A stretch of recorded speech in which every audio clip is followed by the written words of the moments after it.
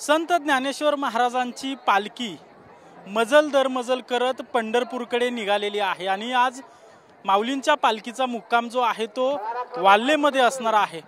पुणे जिल्ह्यातील या वाल्ह्यामध्ये आपण पाहतोय की दुपारी माऊलींच्या पालखीचं आगमन झाल्यापासून या पालखी तळावर भाविकांनी दर्शनासाठी मोठी रांग लावल्याचं आपण पाहतोय। खरं तर जिथपर्यंत नजर जाईल तिथपर्यंत आपल्याला माऊलींच्या पालखीचे दर्शन घेण्यासाठी आलेले भाविक दिसून येत आहेत।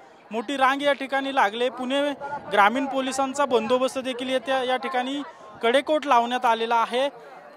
पालखीचं दर्शन घेण्यासाठी आलेले भाविक असतील किंवा वारकरी असतील यांना कोणतीही गैरसोय होऊ नये यासाठी पोलीस असतील किंवा स्वयंसेवी संस्था असतील या सज्ज आहेत आणि वारकऱ्यांची आणि भाविकांची काळजी घेतली जाते। आता देखील आपण पाहतोय माऊलींची पालखी या ठिकाणी दर्शनासाठी पादुका माऊलींच्या ठेवण्यात आलेल्या आहेत, तर पुढच्या बाजूने लांबपर्यंत दर्शनासाठी रांगा लागल्याचं आपण पाहतोय।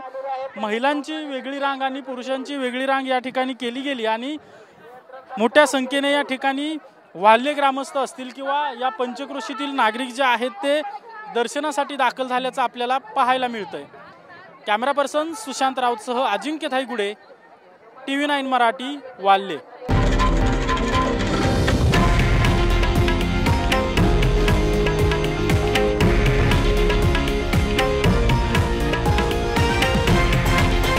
हे आहे देशातील नंबर 1 न्यूज नेटवर्क आणि आपण पाहत आहात TV9 मराठी, एकमेव।